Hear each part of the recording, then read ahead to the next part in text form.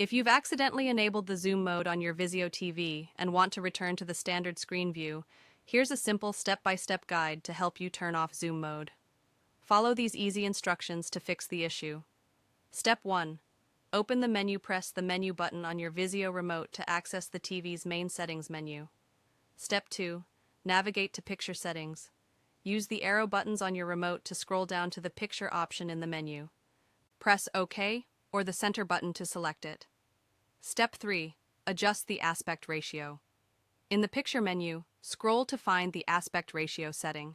This controls how the image fits the screen. Select Aspect Ratio and press OK. Step 4. Choose the correct aspect ratio. The options available will typically include settings like normal, wide, zoom, or stretch. If your screen is zoomed in, it is likely set to zoom. Use the arrow buttons to highlight normal or another appropriate option based on your preference. Press OK to confirm your selection. Step 5. Exit the menu. Press the menu button again to exit the settings menu and return to your content. The zoom mode should now be turned off.